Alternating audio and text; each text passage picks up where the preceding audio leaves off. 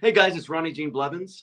You might know me from Joe, The Conjuring 3, Emancipation, Dark Knight Rises, and a bunch of other movies and TV shows. And I am super excited to be joining the James Masters and the James Masters Show right now. And here he is, our new announcer on the Jim Masters Show. I love it. Isn't that cool? Of all the things you've done in your life, all the movies, all the TV shows, all the awards, all the accolades, all the fans, you've hit the pinnacle when you do the intro on the Jim Masters Show Celebrity Talk Show series. Huh? I bet your feet are tingling, Ronnie.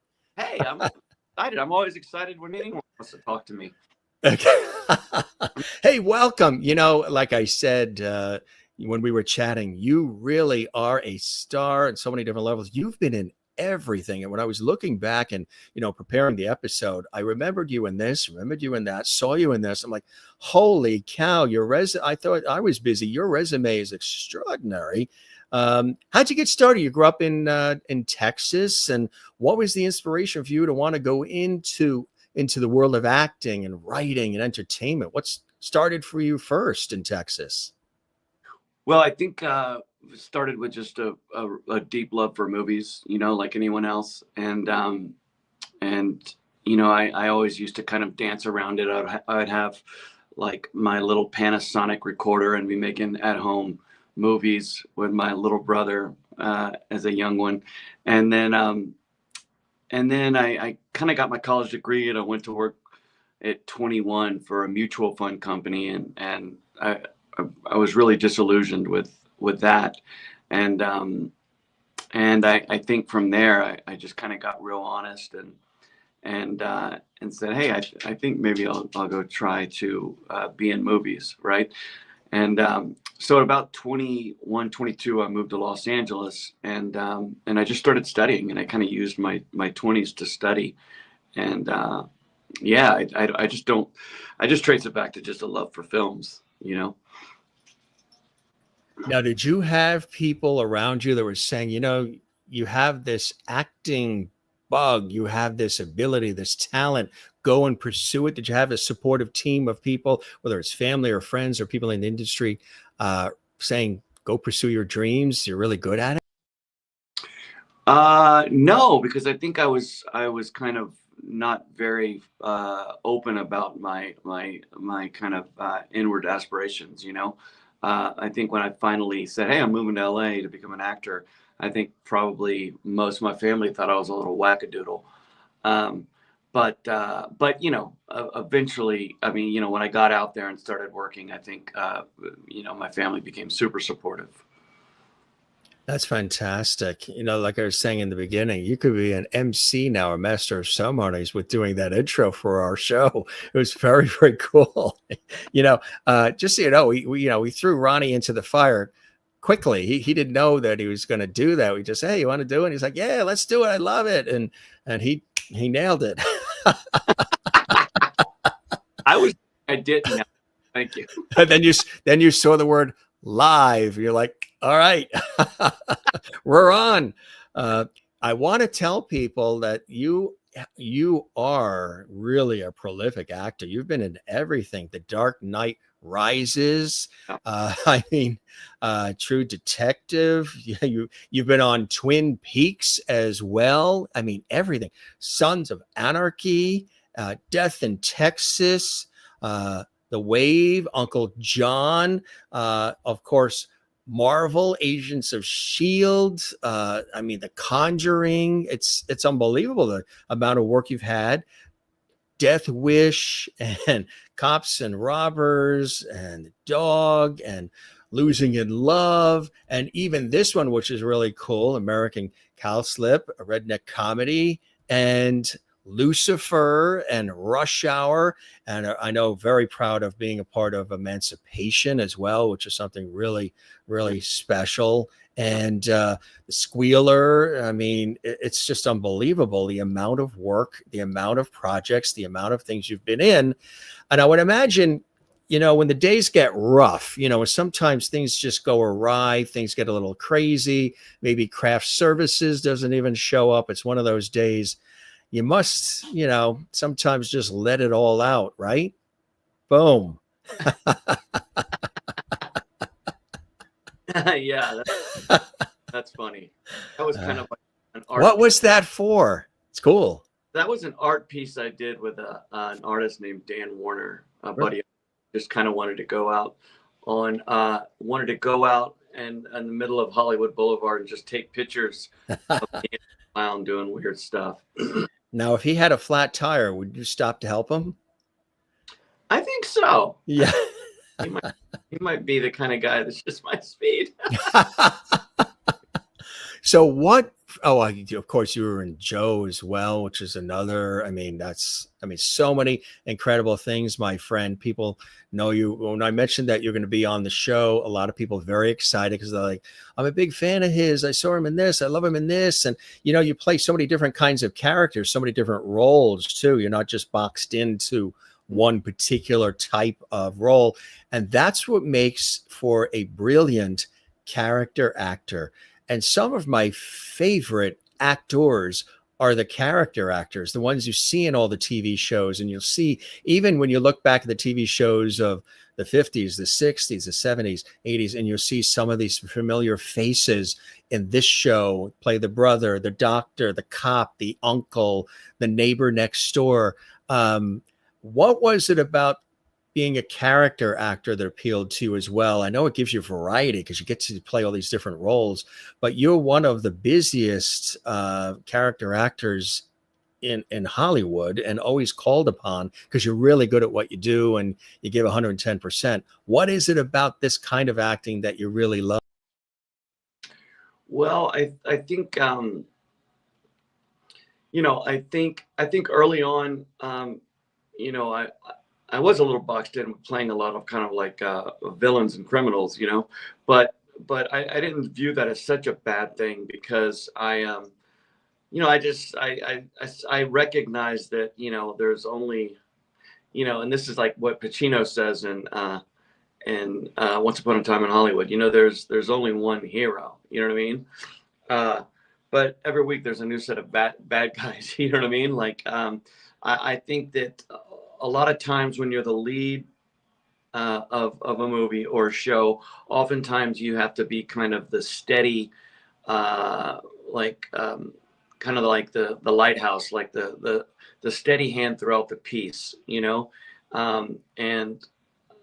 even doing like guest star work, I feel like a lot of times the guest stars get all the fun kind of electric meaty stuff, even though it's just confined to that episode, So, and I think I also sort of think I kind of backdoored into it a little bit. Like I was when that film American Cowslip that you showed the poster for, I wrote that film, and it was based on this heroin addict, and so at that time I was growing my hair out and I was kind of slicking it back, and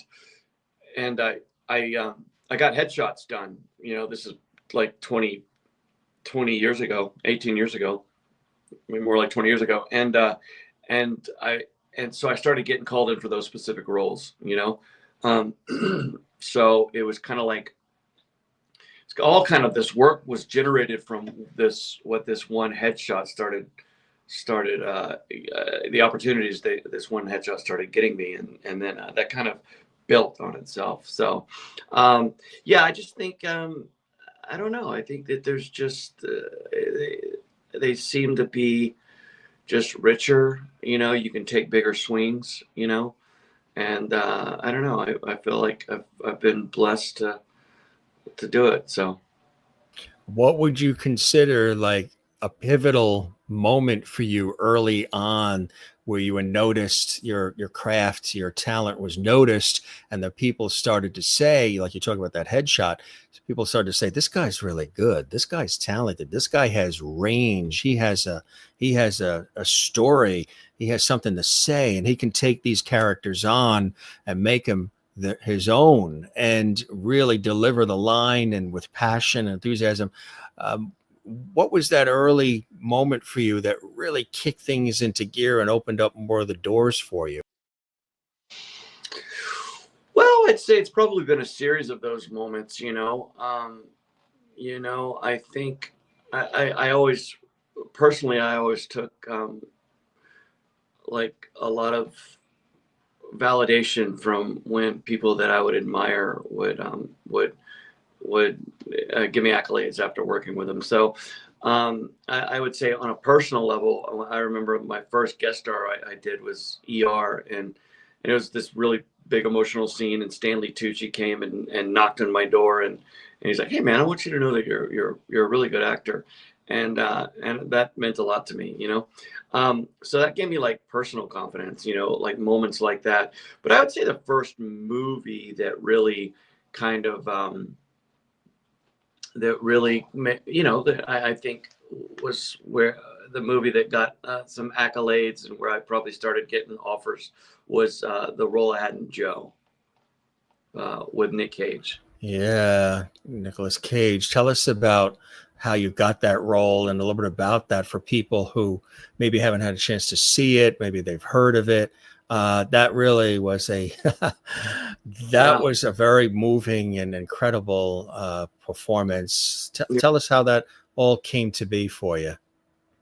Well, let's see. I knew I was shooting a movie with my buddy Josh Stewart in West Virginia.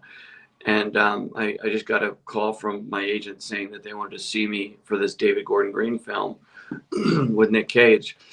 And, the role was this role, the role of Willie Russell. And he was just kind of this really,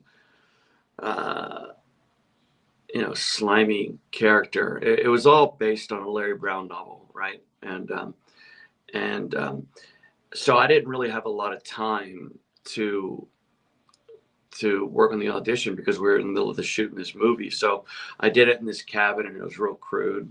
And then, I put it down. I just put the audition down and kind of in a rush before we went to set. And then I kind of heard, I think, from someone that David was having trouble deciding between me and someone else. So I was thinking, well, what can I do? What can I do?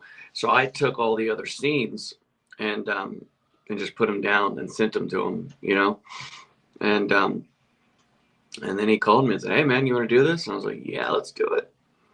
And that was about probably 13 years ago.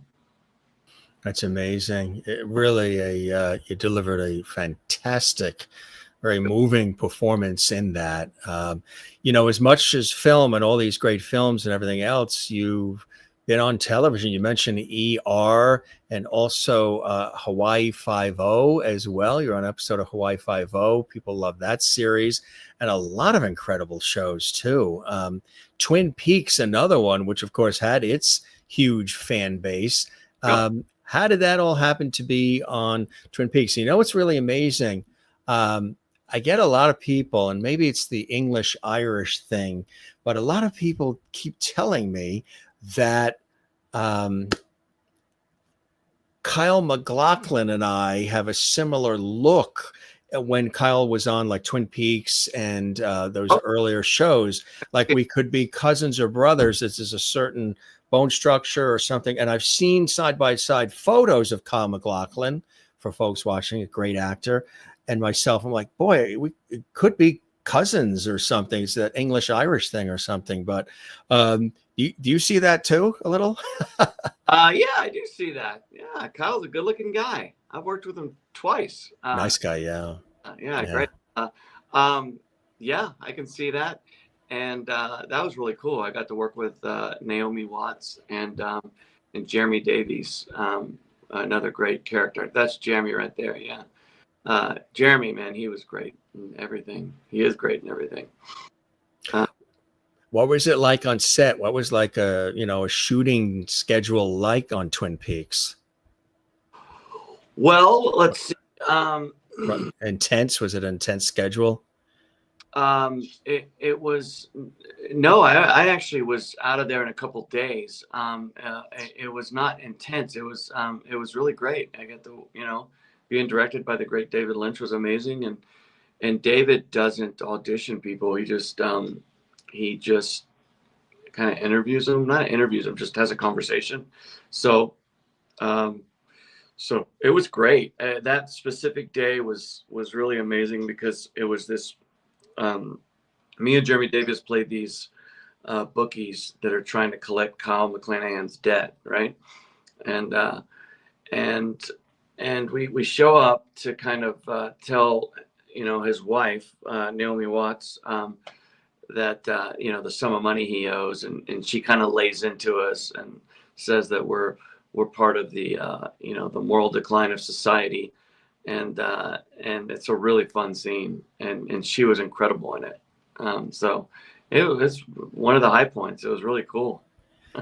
How do you describe yourself as an actor? Because again, being a character actor and a writer too, you can take on different roles and again, make them your own and just add your own seasoning and flavor to it. But is there a role that represents?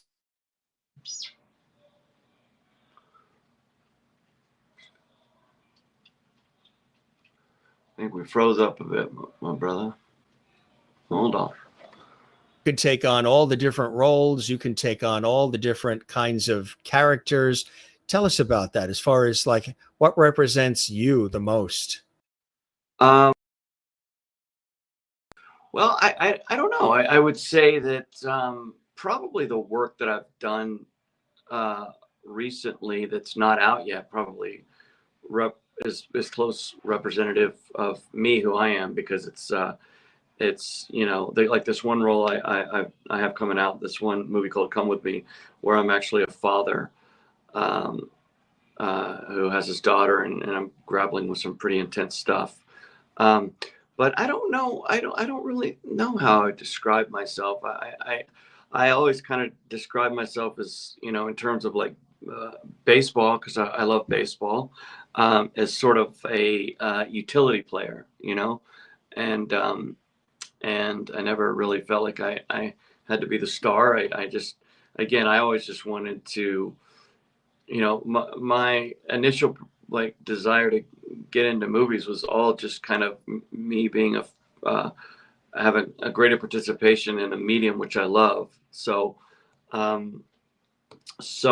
yeah, so I kind of describe myself as a utility player. Just get me in, just trying to get in where I fit in and where they'll have me, and let it rip, Well, that's cool to have the opportunity to be that way. And again, they tell you where to go, what to do in a way, but how much do you get to, like, with productions you've been a part of where you've written for them, you can really dive in and add elements of what you want in, but how much do they generally let you sort of season the character? Say, gee, I think that maybe it would be great if he did this or said this, or do you just take it based on what they give you? Do you get to add your 2 cents in? Yeah, I mean, it really all depends. I think if you're working like with a lot of network TV, they seem to be pretty letter of the law. You know what I mean? But even that's a little bit of a generalization. And then some directors you work with, like a David Gordon Green, or like a David Lynch, they the script is more of a guideline. I just did this movie with this Icelandic director who is this movie called A Better Place, and with Theo Rossi and a bunch of other great actors. But we would show up, and and the director would kind of get an instinct and say, okay, you know what, don't worry about the script, just kind of, this is what we're doing here, and just kind of say what you want to say. So yeah, I think it varies is the point. Yeah. I like that. And that's what's cool too. So do you have a preference of television over film? There's two different styles, two different ways that it's done. Film, there could be a lot of sitting around waiting for your scene and things of that nature. And television seems to be like, we got to get it done. We got to get it done now. We got to get all the scripts and everything else. Do you have a preference, or you just like the work? Yes, I like, in broad terms, yeah, I really just enjoy both mediums, but I'm probably a little more partial to films, because it's all the components are within the beginning, middle, and end of that one experience, um, and it's just that one movie for posterity. They're incredibly hard to make, and they're incredibly hard to get right. So the perpetual challenge to be involved and try to contribute on a level of trying to actually make something that's really good, when a lot of things aren't necessarily really good. I think a lot of things, for various reasons, end up being mediocre. So I do think I am partial to films. Yeah. Yeah, it's a lot of fun, specifically when you can shoot them in order, you know, because then you're experiencing the whole journey, you know, just like you do in life, yeah. How much do you like to also be the writer, the creator? And are you working on a lot of projects too that you've got, some drafts of scripts and things sitting in a drawer that you're going to pull out and one day have come to life? Are you always writing and preparing? I do enjoy writing. Um, I do have a couple of scripts. Yeah, for sure. I think, I'm working on something now. I I kind of wish my tenacity to produce had, if I had that a little more, you know what I mean? Um, because I do recognize that I love writing, and Yeah. feel like I feel like before, when I wrote and produced, it was because I wasn't really working, you know what I mean? And then I got some degree of consistent work, so maybe that might have made me a little more comfortable to, Hmm. I don't really want to go out and try to raise the money to make this movie, um, but I think it's really, really rewarding and fun when you can do that, um, but even then, it's like you write something, and then that's just the first stage. Then it's getting it executed properly, because otherwise you're looking back and thinking, oh, damn it. One of our viewers, Merlin, watching in Canada and Ontario, asked, "Does Ronnie like comedy? Do you also like comedy as well?" Yeah, I do, actually. I haven't gotten a lot of opportunities to do it, but um, I don't know. I was cast in Bad Grandpa, with Johnny Knoxville, and it was a great role. I don't know if you ever saw the movie, but Mm-hmm. the movie, they're going out to see the kid's father, right? And they finally make it to the father at the end, and they see he's just a deadbeat, and and so I was actually shooting the movie Joe at the time, and it was I was supposed to wrap and then go straight to North Carolina, wherever it was, to shoot Bad Grandpa, and but they wrote more stuff in for me for Joe, so I had to stay for like another couple of weeks, and that was the second time they had pushed for me, so they couldn't push again. They had to like get another actor. But yeah, I do enjoy comedy. I just wish I had more opportunities to do it. Producers, if you're listening, here he is. He's ready. Knock on that door. Right? Exactly. I mentioned The Dark Knight Rises. This is a great scene from that. Jonathan Gordon-Levitt, you're there with too, another great actor. How did this come about? This is, of course, a great one too. Yeah, that was just a meeting and a reading with Chris Nolan and Yeah. his wife. I think I remember that correctly. I went in for Chris and his wife, and the casting director, and you don't read like the sides. You kind of do just dummy sides from another movie or something. And then I got it, and then I shot a couple weeks in Pittsburgh and a couple weeks in New York, because they were shooting like 5-6 different cities as Gotham. Whenever he did those Batmans, he wanted a real rich Gotham, so he would just shoot 5-6 different of the major cities for Gotham. Gets you choked up just thinking about it, doesn't it?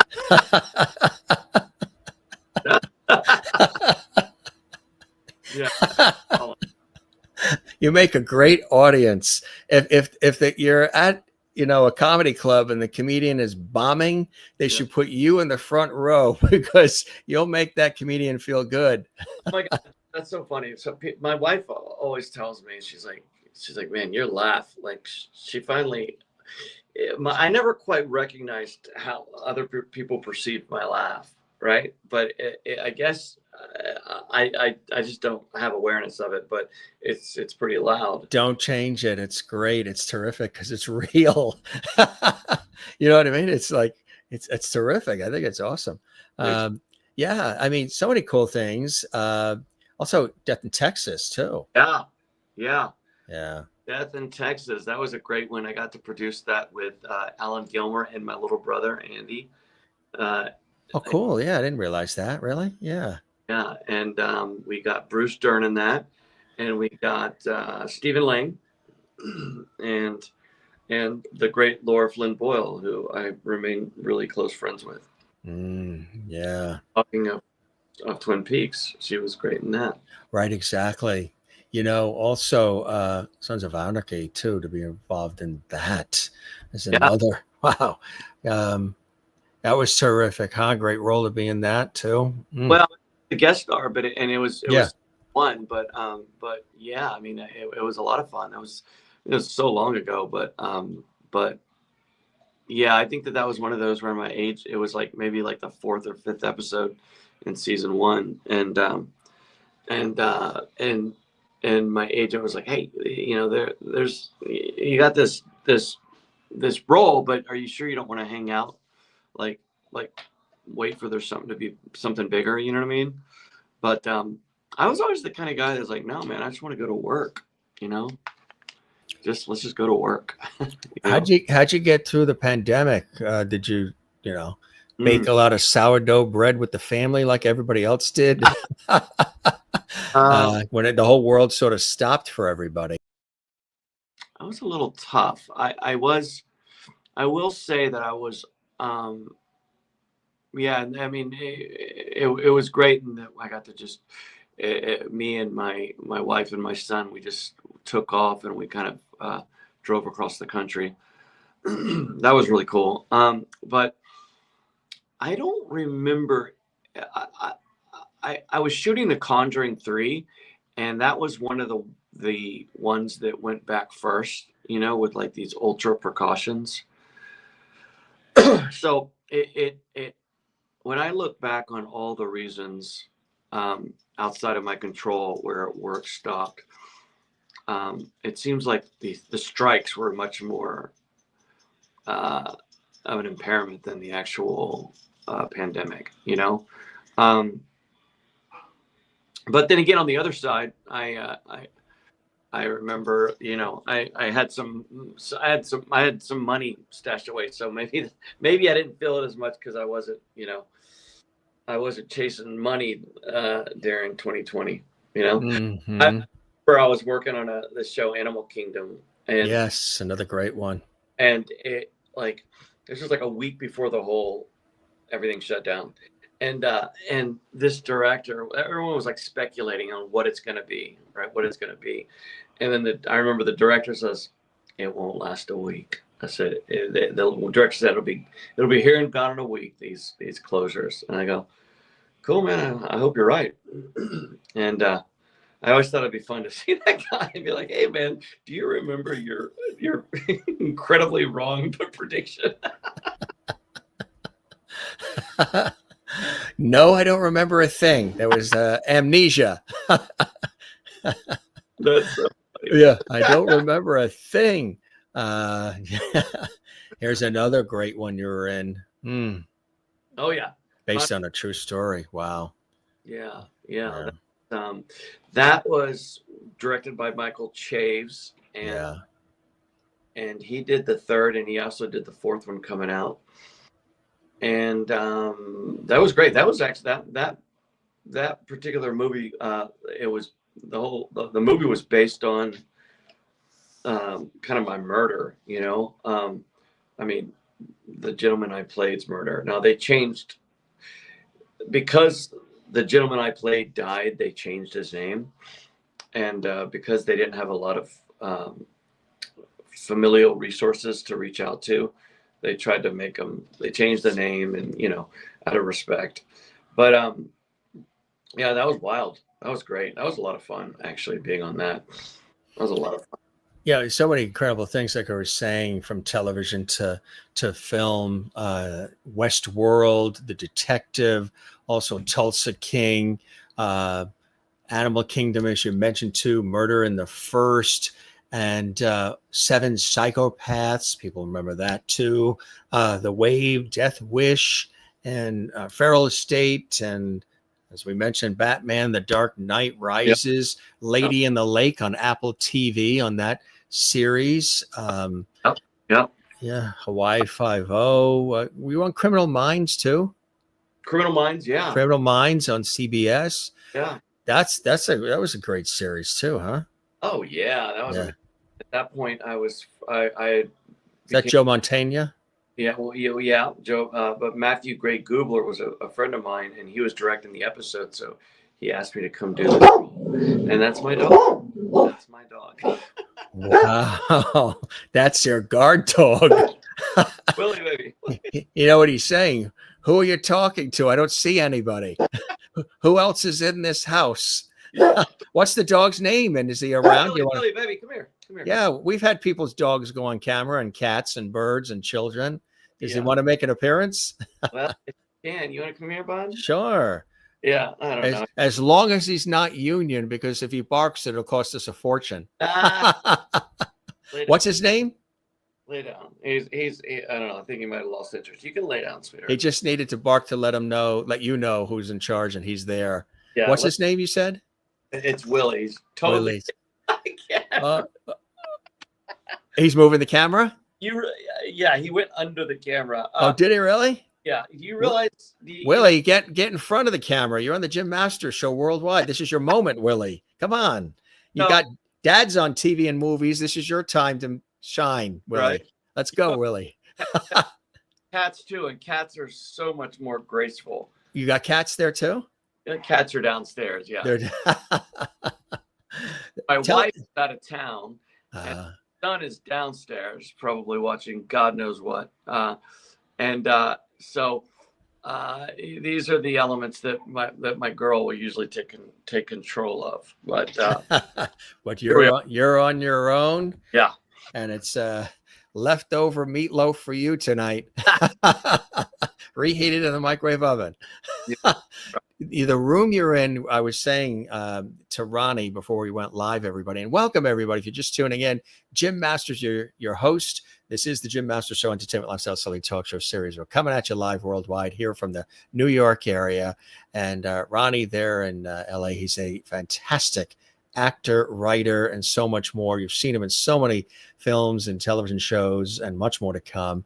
We thank everybody for all the comments that are coming in and all the love that's coming in. It's really great to have all the viewers here. The room that you're in is cool. You got this poster that says Jack, and it's kind of angular. You've got some nice light coming in through the window. It's like, tell us about that room and some of the things that are on the wall behind you, Ron. Well, this is a friend of mine did that for me, because Jack Nicholson is my hero. This one right there is Paul Newman. Another friend of mine did that for me. Another art piece. Gosh, I'm the worst here. And I'll just take you on a little tour. We love that. The viewers love that. Paul Newman here. Little Jack. And this my sister-in-law did. She's a great artist. And then that's about it. That's about it. Yeah. Is Willie down there? You want to show Yeah. Willie? I don't know. You know, I find that like all my trinkets and stuff from movies, like hold on. I got a cool one around here somewhere. Okay, wait. I got a cool one around here somewhere. There's a wow, let's just get up. There's a bottle of holy water somewhere that is actually from The Conjuring 3. Oh, here it is. Wow. Now this is from The Conjuring 3. This is pretty funny. Conjuring 3, holy water. Now, this is no joke. On the first day of shooting all the Conjurings, what they do is they bless the set with holy water, and they say that it's actually like the insurance company makes them do that, which I think is just kind of a part of the lore. Yeah, pretty funny. But, good way to describe it. Now that you mentioned Willie, everybody wants to see Willie. Is there a way to tilt the camera just down to see Willie sleeping there, or like bring on the puppy? That's what they say. The viewers have spoken. Do Willie leave the room? Oh, hey, Willie, you're on the Jim Master Show. Willie, say something. You're on. Your dad's on. What do you think? He's like, I want to lay on that comfortable carpet, huh? How old is Willie, and what kind of dog is it? This is a believe it or not, it's a border collie. But I'm convinced that there's some Willie. I'm convinced that there's a little mix in there, but this is the best dog ever. What? Oh, now he's come to life. He's like, don't leave me now, right? Don't leave me. Right. Is that funny? Here it comes. There. Hey, Willie. Oh, let's bring it close. Yeah. Isn't he a sweetie? Well, beautiful eyes, like a deep brown. Best dog ever, this one. Best dog. How long have you had him? We got him as a rescue about 4 years ago. That's 4 years ago. That's beautiful. That's the best way. Anytime we've had animals, it's usually coming from, the Humane Society or the shelter or something. Yeah. And they're some of the most loving, family members, as we call them, that you can get is when they come from, they just seem to have this extra love. I don't know what it is. Yeah. Well, it's, we don't deserve them, right? I tell you, they are sometimes some of the best friends. Do you like? They say it's difficult working with animals and with children. Have you had the opportunity to work with both? Well, in The Conjuring 3, I worked with a bunch of dogs because I ran a dog kennel, and they were pretty intense. But I found working with kids to be quite delightful. Yeah, I mean, I learn a lot working from, I just shot this movie in Memphis, and the boy who played my son was just a consummate professional, and yeah, just really like sweet kid. I think that's a bad rap, as far as right. It's always been like an industry line or something, right? Yeah. Yeah. Well, they might also they might say that because of their work restricts legally, right? True. Very true. Exactly. Matter of fact, you were in Dog, right? Speaking of Dog. Channing Tatum. Channing Tatum. That's right. Yeah. I played a homeless vet in that, and who stole Channing Tatum's belongings, Did you really? But actually, I think about it. I take that back. I think I might have had stolen valor. I don't think I was a homeless vet. I think I proclaimed to be a vet.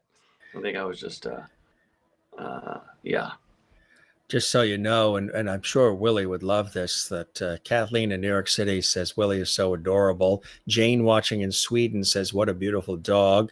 Sherry in Kansas says pretty. Maureen says, what an handsome boy, and Merlin in Canada saying, "Oh, so you're getting a lot of love for Willie." Wow, Billy, you hear that, bud? You got a fan base here, the Jim Master Show fan base here, the Lovity Squad. They're loving Willie. On the road, I right? tell you, exactly. Uncle John is another one. Yeah, Yeah, it's another great. Uncle John was great. I did that with.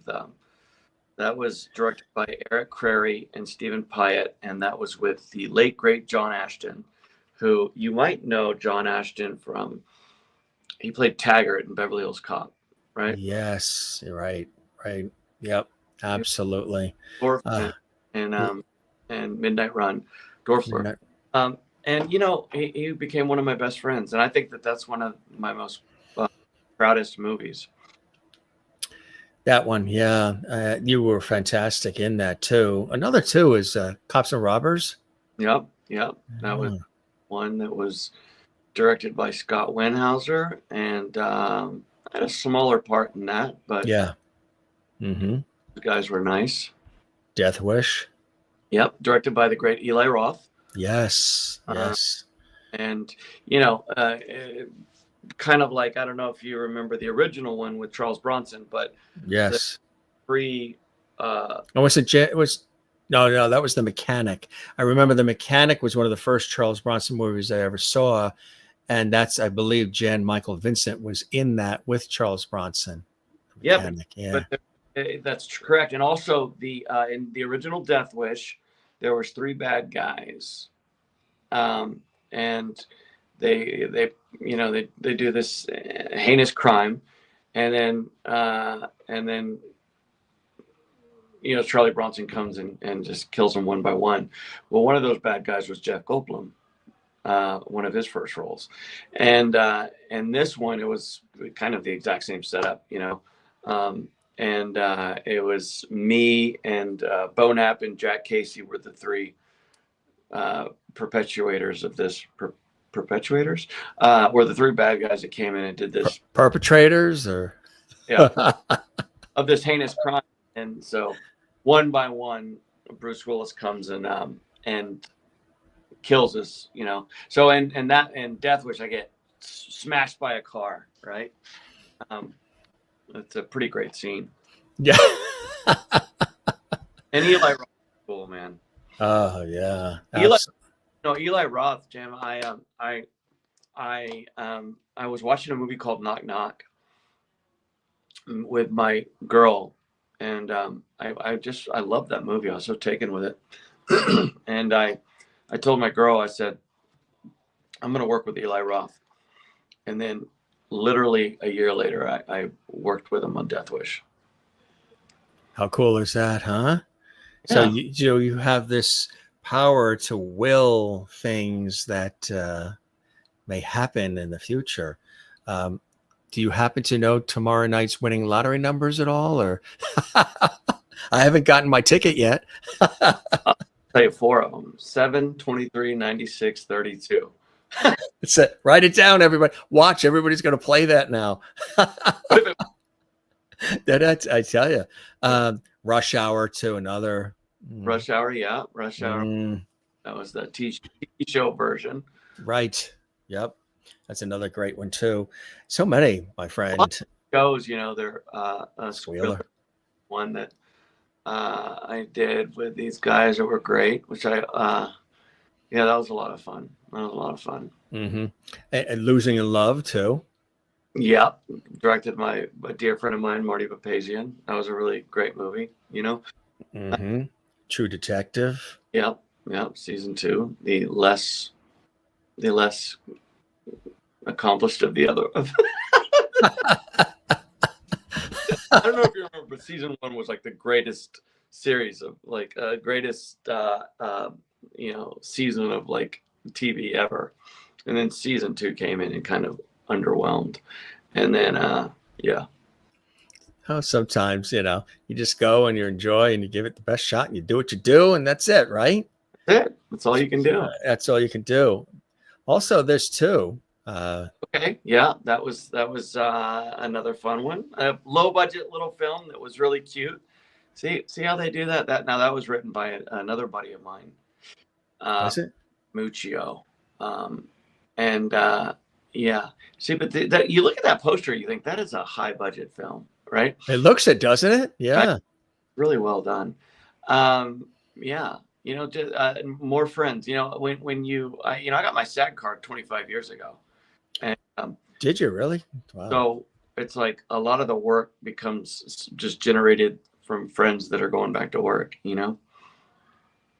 Exactly. And if you knocked it out of the park and you're really good and you're there and you show up and you do it, they want to work with you again. And it works that way, in Yeah. all of these industries. I Yeah. see it too when working in television myself and radio, that there are many people I've worked with for years, and then they'll start something new, or they're working on a new project, production show, some idea, and they'll say, hey, I remember we worked together 15 years ago on something and they liked what you did. Hey, we're doing something new. Do you want to be a part of this? And that's really a lot of how a lot of it still works, isn't it? Yeah, 100%. 100%. I mean, yeah, sometimes I get a little like, yeah, it's wild. I guess that's just the way it goes, Yeah. because like this year I've worked a lot, but most of it has been on the backs of just friends and people I know and connections. And I sometimes look at my girl and I'm like, well, yeah, but I haven't really been like, it's all been like through friends and connections. And then she's like, well, yeah, I think that's the way it goes after a while, Either that or your uncle owns the production company or the TV station or whatever. That's about it. That's still in there. You worked on this too. Yeah, it's a movie. That's a great movie with Nick Stahl and Robert Patrick, and a lot of great people. And it's a really good one. Directed by Vincent Grashaw, who I also just did a movie called Bruton with. Did you? Yeah. Because he's a friend. Friend, yeah. Because he likes me and I like him and we work well together. Another great one. That was really one I'm proud of, with Justin Long. Yes. Donald Faison. Although that is a weird looking version of Donald. Yeah. The expressions, right? Huh? Their expressions, yeah. Yeah. That was a really funny movie, and that was a really, really. They honored me by giving me that role because it was just outrageous and wild. You also mentioned, Lucifer too. Another, Yeah, Lucifer. That was with the great Kevin Alejandro and Tom Ellis, I believe his name is. Yeah. Yeah. And got that. Well, that's right in front of legendary pink hot dogs right there. When I'm getting, and I'm saying, hey, yeah, pizza, don't arrest. We, it's a cool shot. This one, it's just a headshot, but it's a really good look. Thanks, man. Yeah. Yeah. My brother took that. Your brother's a photographer? Yeah. My brother actually, that's great. My brother actually said, it's a great shot. My brother actually says, dude, he goes, I think I could like make you a headshot that's better than like what anyone else could do. I'm like, cool. And he kind of did. They always say that the mark of a good, headshot photographer or whatever is when they capture the soul and the eyes. It's all in the eyes. Yeah. And he really does capture it there. And, it's interesting with the eyes, almost like a very young Vincent Price, a little bit in the eyes. Can you see that? Vincent Price. Yeah. You see that? That's with Vincent Price. Yeah. Cage was. Vincent Price. God, a name from the past. Another one of those. Here's a cool shot. What was this from? That's from Joe. That is from Joe. Yes. Russell. And that's when I'm just antagonizing Nick Cage's character. Mm-hmm. Yeah. That's another great one. That's a movie called, I believe that's a movie called To Kill a Memory I did with Kix Brooks. Another great one too. And same one. Yeah, that's a good shot. It's a great shot too. Did your brother take this one too? No, that one I think that was Dan Warner. Yeah. Yeah. Now I'm about to shoot Kix Brooks. I play a sheriff. Now Kix Brooks from Brooks and Dunn has done a little acting. He was Oh yeah, the lead of this, that's right. and he was like a sheriff gone bad, and we became like a fugitive, and we were hired to come bring him to justice, but we knew that he was a good guy and that he was framed. So when I have to bring him in, I'm kind of like broken up about it. I know it's tough, but you got to do it. Look at this. Yeah, yeah. So also from Joe. Look at the makeup. That makeup. I was going to say, like, some of these things, how it takes a long time to get it all done, right? Some of the people don't realize what it takes just to do the makeup and the hair and just setting everything up, right? It's quite intense. Well, that makeup right there was from was a guy named Randy Westgate. And okay, now those scars are really interesting because if you look at scars, there's two ways to do scars, right? The long way takes a long time, right? And the short way, it kind of burns the face, not good for the skin, and it also coagulates. So every day, and you're just referencing the same photo, and you have to get it right. Excuse me, my allergies are off the charts right now. I don't know what it is with Austin, but yeah. Have you had a lot of rain and everything? We've had some rain, yeah. Yeah. And it's dry. Yeah. I'll go with the allergies. I don't know what it is. Is it a bit worse this year than in the past, you think?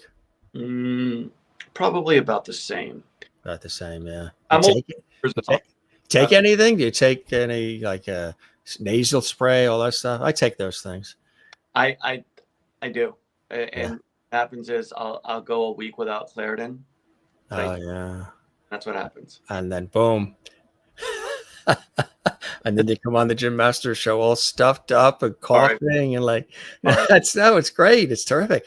You can be in one of those prolific medicine commercials that we see during the nightly news for every kind of ailment. I mean, I think there's more of those than there are TV shows these days. Every kind of medicine for everything. Have you done a lot of commercial work, commercials, things like that, or narrations, voiceover work? I did one Geico commercial. You did? Yeah. And it was a funny one where like, okay, it's like it's like Game of Thrones, right? Medieval times.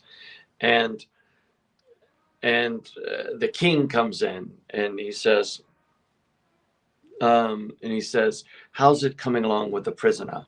And then I say, he'll tell us everything we need to know shortly, sir. And we're all dressed in, and then he walks out, and then the prisoner is like this, and then we press a lever and he goes sideways, and these guys are playing ping pong over his body.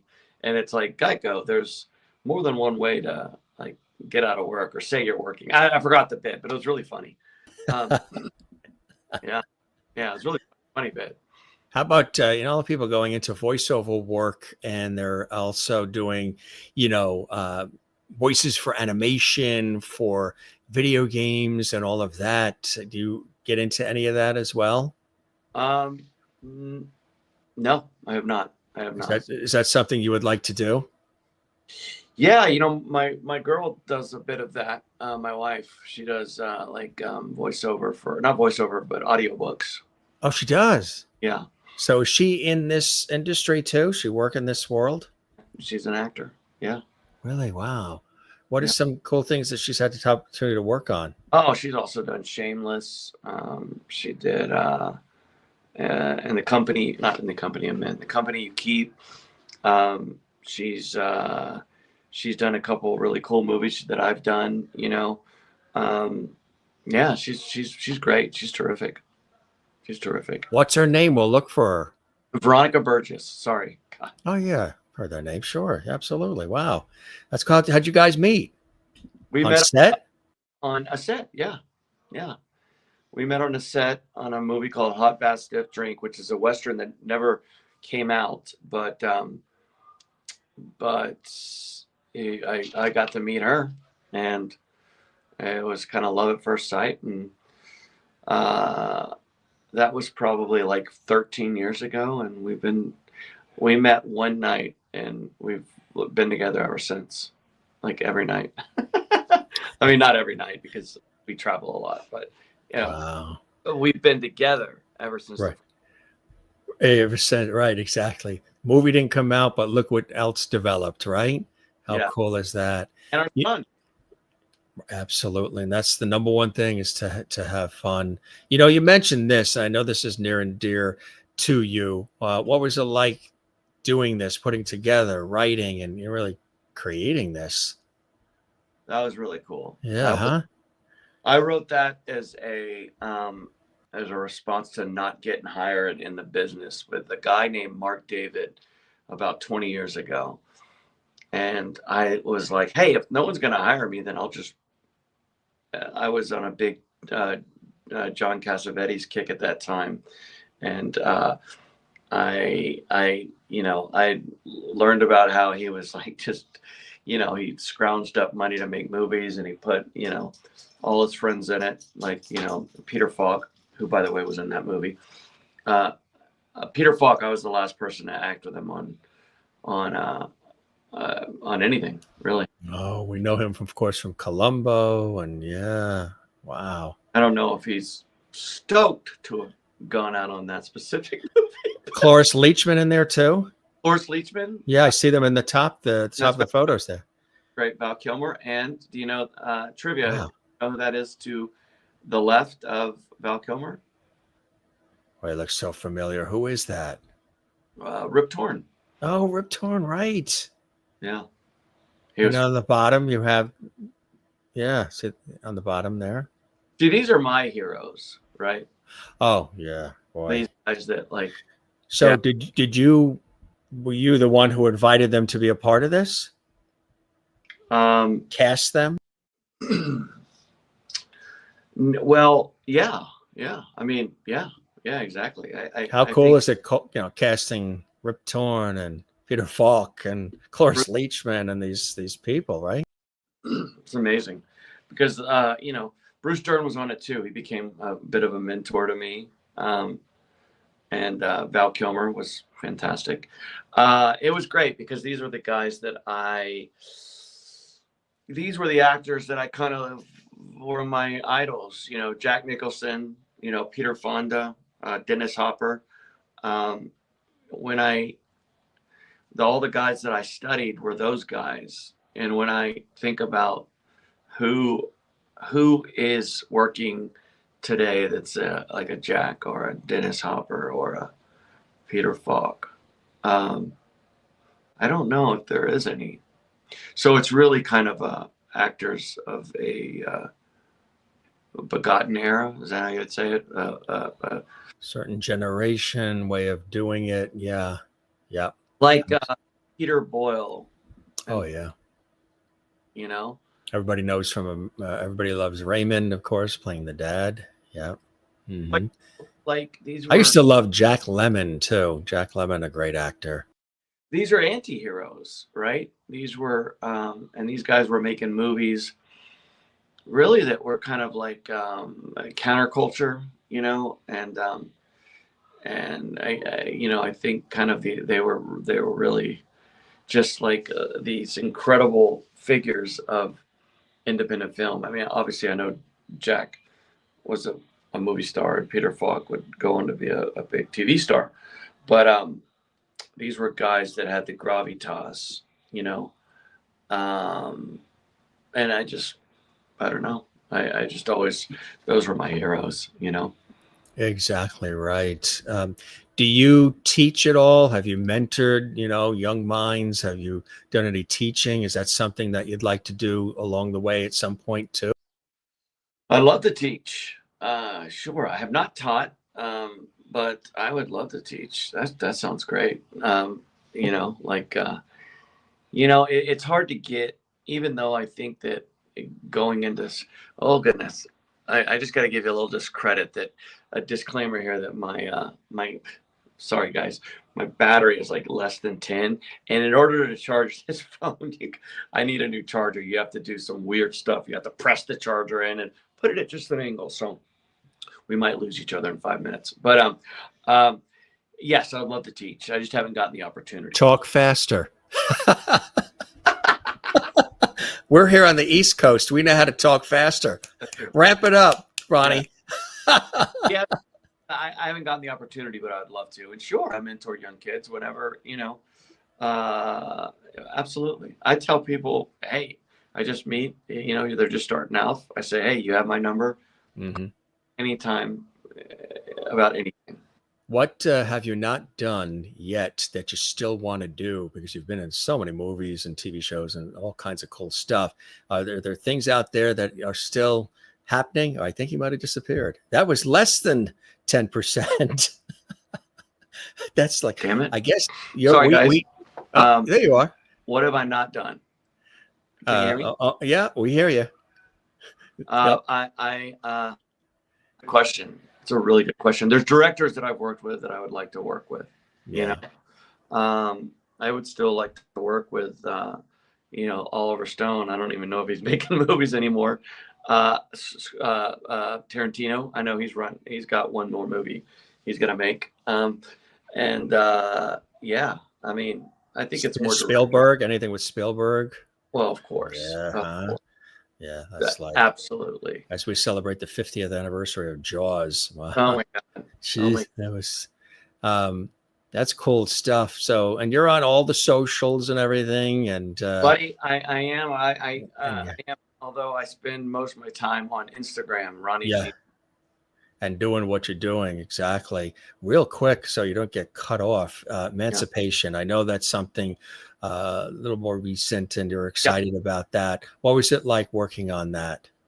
Emancipation was great. It was also very long and hard. We started shooting in June or July in Louisiana, and we didn't really wrap up until February.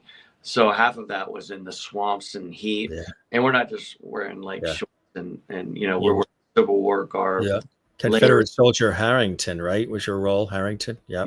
And I'm me and Ben Foster and Aaron Moten are chasing Will Smith's character throughout the movie. Really intense. It was great. Will was great. Everyone was, really. I made good friends from that, and it was living in New Orleans was incredible. It was before my son had started school, so they just kind of came and lived with us, my son, in New Orleans. And it was I'll never forget those 6 months. Never. Anything exciting coming up that you're working on? Yeah, actually, let's see. I got a couple of films that are in. Oh, I got a film coming out called Long Shadows. It comes out in theaters on September. In September. Yeah. And that's meet me in September. Yeah. That's a great movie with directed by William Shockley with some great actors in there. It's Blaine Meyer and then and Sarah Cortez and Dermot Mulroney and Ranger Hines. These are all people that you know and love when you see them. And it's a really really cool movie. It's a romantic Western, and that's cool. Has all the classic elements. And then a few other movies that are in post that I'm sure that they're going to have a really great life when they do come out. So I just can't speak about them yet. No, I can't. It's called Come With Me. Oh, cool. Most people usually say that. Can't talk about it yet. No. One of them's called Come With Me with myself and Ron Perlman and Theo Rossi. Oh, wow. And that one might end up being my favorite thing I've ever done. Really? Wow. And then another one is called Bruton, also with Theo Rossi, and that's directed by Vincent Grashaw, and that's going to be incredible too. So awesome. Very happy of things I have in post. Busy. Like I said, one of the busiest character actors, writers, and so much more in Hollywood, and real demand. And to get this time with you, Ronnie, I know before your other phone died, and this one's got like 2.5%. Why do you love doing this so much? What you do? I love doing it because I get to it again. It's just me being a bigger participation in the thing that I love most, which is movies. I remember where I was when I first saw E.T., Back to the Future, and the other last week I showed my son Stand By Me, which is a movie I watched when I was his age. And movies are magic, and to be able to be in the movies is it's really cool, man. It's everything. This is my boy. There he is. Hey, What'd you say? What's his name? This is Leo, guys. Hey, Leo. Jim Masters here. You're on the Jim Masters Show worldwide. We're here in the New York area. Good to see you. Were you watching TV or videos downstairs, Leo? Yeah, I'll be cool. Huh? It's like, my dad, the movie. There goes the dog. The dog's going with him. Dad, yeah. He's a movie star to everybody else, but he's just dad to me. Hey, Dad, I'm hungry. Make me a sandwich. Exactly. He came That's the best. Done at 8. And you wouldn't change a thing, would you? No way. No. And see, once the child comes in, hello, Leo. They love Leo. It's good to see him. Cute kid as well. And is he interested in any of this business, or does he see anything there? Or I don't. Not yet. I mean, he probably, you never know.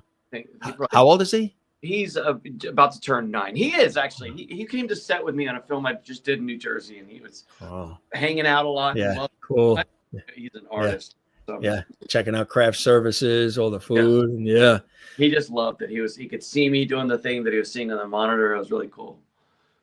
Yeah. Watching the process, so maybe he'll be a director, producer, or something at some point behind the scenes. You just never know. Exactly. Really awesome, because I know your computer's dying there, but really awesome having you on the show and going through a little of a remembrance of some of the amazing things you've been a part of, and then talking about the new things you're working on and how you got started and why you love doing what you're doing. And like I said, we have free-flowing conversations here, no scripts, nothing pre-done. It's just a good conversation, and we learn about each other. And all the viewers, they've been loving it. Thanks for being here. What an amazing career. Interesting.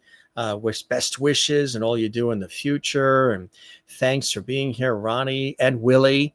And of course, now Leo. What a great conversation. What an amazing career. Wishing you continued success. And thanks for all the great comments coming in for everybody. Keep them coming. Post a comment below as well. I hope you enjoyed the time with me as much as I have with you, my friend. We're going to keep I tell all the guests, we keep the porch light on for them. You are definitely welcome back anytime. And I hope you enjoyed yourself. I had a lot of fun. It was really fun being with you all, and thank you. And I appreciate you bearing with me with the little mishaps. But so much fun, buddy. And we'll have to do it again real soon. Absolutely. I got that. The porch light is on. Maureen in Arizona, wishing you all the success in the world. Ronnie, thanks for being with us this evening. All of our viewers watching live around the world. Really cool, my friend. Congratulations on everything. You've been doing this for a long time. I got your SAG card 25 years ago. What would you say? What would the Ronnie of today say to this guy? Oh, my God. You know what most people say? They'll say, tell him to learn the code. Right? Exactly. Most people learn code. Go with the other path, right? A lot of people say, like, oh, it's going to be okay. Just relax. Take it easy. You're going to do fine. Like everybody when they're younger, they're more, okay, we got to do it now. We got to I would, in all seriousness, I would probably say, I would say you're gonna have a blast. Like just I wouldn't want to change anything. So I wouldn't want to. It's like Marty McFly going in and seeing the not wanting to mess things too much when he goes back to 1985, because I wouldn't really change much. So I'd probably just tell myself, hey man, you're gonna have a lot of fun. Enjoy it. You look like a wrestler there. Were you wrestling at all, or? No, I was just bigger. Yeah, I was just bigger. You were just doing your thing. I was muscular. I thought, that was during my weightlifting era. The waitlisting era. Jane in Sweden says, this has been a great show. Thanks, Ronnie, for being here tonight. She's watching in Sweden late in the hour. You and Willie are now in our Jim Master Show Lovely family. Thanks, Jim. Thank you, Jane and Merlin in Canada. Enjoyed your story. Take care of that allergy. She's in Ontario, Canada, looking out for you. Take the sprays, the pills, gargle, all the rest. Best of luck in all your endeavors. And have a great night. Cool stuff, my friend. And Mitch is here. Thanks, Ronnie. Dayton, Ohio says hello. Awesome show once more, Jim. From Mitch. He's watching in Dayton, Ohio, and he loves what you do. Hello to Mitch. Guys. Thanks. Thank you. Thank you. Ronnie, cool stuff. Spread the word about our show, the Jim Masters Show. And again, truly, come back and see us anytime. Okay, my friend. It was a blast having you here. And thanks for the home tour, too. I really appreciate you all. Okay. I'll see you soon. All right. You be well. Take care now. Bye-bye. Okay. Bye-bye. We wanted to get him in there because his computer, first he was on his phone, but his phone had 2% left. And then it was going to cut out. So he switched to his other phone on his computer, and that went down to 10%. And I think he was literally on fumes. So we wanted to get it all in there just in time. Hey, I want to let you know real quick, tomorrow, for those that are watching live, look who's coming on the show, returning Larry Matthews, who was Richie Petrie on the Dick Van Dyke Show. He's here tomorrow, 4 p.m. Eastern. That's right, 1 p.m. Pacific. 4 Eastern, 3 Central, live. He's going to be here live about an incredible event that's happening in New York, in New Rochelle. New Rochelle is where the Dick Van Dyke Show was supposed to be originally. Dick Van Dyke and Mary Tyler Moore, and of course, Carl Reiner and everybody. And there's a great event happening in September. He's going to talk about that. You can actually meet Larry Matthews. It was Richie. Dick Van Dyke and Mary Tyler Moore's young son, Richie, on the Dick Van Dyke Show. He's a great friend of ours and of our show. He's going to be here tomorrow. He's been here before. We love it. Coming up Thursday, another great artist. He is considered the Jimi Hendrix of the violin. He is incredible. He's worked with everybody. Joe Dennison's going to be here. And he's with the group Kansas. You know, the really popular country group Kansas? He is with the group Kansas. And also Stratofurious. We're going to talk about that as well. Stratofurious is with them. He's prolific. He's in demand. He's, again, the Jimi Hendrix of the violin. He's here Thursday at 7 Eastern, 6 p.m. Central. And that will be 4 p.m. Pacific. So Larry Matthews from the Dick Van Dyke Show is here on the Jim Masters Show. And then on Thursday, Joe Dennison's going to be here at 7 Eastern. And that, again, is 4 Pacific. Larry is at 4 in the afternoon tomorrow. So you know, it's an afternoon show for, again, those watching live. If you watch this a year from now, this will have already aired. You can see it in the archives. We archive all of our shows, gang, so you can see them again. If you just joined us late on this episode, you can see it again. And don't forget to give this episode a thumbs up like. We love it. Thumbs up like. Subscribe to a YouTube channel. We would love that. Jim Masters TV. That's the channel you're watching right now. Click the subscribe button. Don't forget to click the notification bell icon so you never miss any of our fabulous episodes and all these amazing guests, celebrity friends and more, and special guests for all of you. And don't forget to share the episode. Share the link from our YouTube channel on your social media. Blast it out to the world. More people get a chance to enjoy and watch our series. And let's see, what else? So much housekeeping to do. Drop a comment right there. Interact with us. We love when you do that. We love all of your comments. We appreciate all your comments. So drop a comment in the comment section below on this episode and all the ones you enjoy. And we love that. And we really appreciate your taking the time to do that. Hope you enjoyed it. What a great guy, Ronnie Gene Blevins. Again, he's been in so many television shows and movies. He is one of the great character actors of our time, in so many movies and shows and specials. Of course, we mentioned This Is Lucifer. He was in Shameless. He was on Hawaii Five-0 on television. ER he mentioned on TV. Criminal Minds on TV as well. Twin Peaks. In Twin Peaks, there's a shot of him on Twin Peaks as well. Also in Rush Hour and Batman, The Dark Knight. There's a great scene from that. And of course, The Conjuring, you name it. He's been in it. Truly a great guy and a great actor. And Joe is another great one he was in, a terrific performance.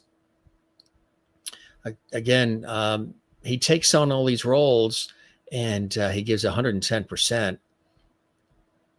And just really loves what he does. This was a cool when he didn't know we were going to show this photo of him, a younger version of him, the then and now, talking about what would he say to the younger version of himself. Kind of cool. Just Google his name, folks. You'll see all the things he's been in. Sons of Anarchy. It's really amazing. So many movies and shows, and it's incredible. And also this too, as I mentioned, Marvel Agents of S.H.I.E.L.D. He was in that as well. It was on ABC, of course. Great shot of him there too. Cool stuff, folks. We appreciate Ronnie Gene Blevins, one of Hollywood's busiest character actors and also writers, joining us here on the Jim Master Show, Entertainment Lifestyle Celebrity Talk Show Series, as my special guest with all of you. Cool stuff, huh? We always try to bring you the best here at JMS. Always booking all these great guests, always working really hard behind the scenes. Each episode takes hours and hours and hours to create, sometimes all the way up to 2 minutes before we go live or 2 minutes before the show airs. We're getting photos and putting the graphics together and just stringing it all along, because it gets crazy, especially with all the amount of shows that we do and have done, some 1,400 so far and counting. And with you guys know, I work in TV and radio professionally as a broadcast host and personality, journalist, all the rest. So my days are really busy during the day, radio and television on the air. And then we come here and we do these shows, but they take a long time to put just one show together. And sometimes we're putting, a couple of shows together. We have a show, today and then tomorrow and it's all great. It's worth it because you guys seem to really enjoy what we're doing here. Thanks, everybody, for the love and support of the Jim Masters Show. We hope you enjoyed. Come see us again. It's always a pleasure to have you here. We love when you're here on the Jim Masters Show. When you see that logo, you're in for a good time on JMS. Don't forget to love one another. Take care of one another. We thank our special guest, Ronnie Gene Blevins, amazing Hollywood character actor, opening up, being real, free-flowing conversation. He's got a great laugh too, right? Doesn't he? And we got him laughing a couple of times. And what a cool house tour. And we got to meet his dog, Willie, and his son, Leo. How cool is all that, right? You don't see that everywhere. But here on the Jim Master Show, a little behind the scenes for you with our special celebrity guest. Love doing that. Good stuff, folks. All right, everybody behave. Be well. Come see us again. Love one another. Take care of one another. Don't forget to do the same for yourself. And we love having all of you here. It's a blast. Another great show in the history books. More to come. Larry Matthews from Dick Van Dyke tomorrow. Joe Dennison, the Jimi Hendrix of the violin Thursday. And so many great guests have been here before. Did you see when Charlene Tilton from Dallas was here? Did you see the episode when Rex Smith, 70s and 80s teen idol Rex Smith, was on our show recently as well? Jim J. Bullock from Too Close for Comfort was with us recently as well. So many amazing guests from some of your favorite TV shows and movies and music and life have been stopping by JMS. Maureen in Arizona says, Jim, you're so appreciated. Thank you for all of the incredible JMS work you do to bring us only the best. Thank you very much, Maureen in Arizona. We love you and everybody watching, our lovedies watching around the world. All right. You're all the best. We have the best viewers and supporters, and we thank you for that. Always a pleasure. All right. Take care. Be well. We'll see you. Come back and see us again right here on JMS. More great guests, more great shows, more great conversation, and more time well spent together here in Loveity Hall. This is Jim Masters thanking you for your time this time. Till next time, we'll see you on the next one right here on the Jim Masters Show. Oh, there's my chair too. So we've seen all the guests' chairs. There's the chair right there that I'm sitting in. Quite comfy. We'll see you on the next one. Take care, gang. Cheers and be well.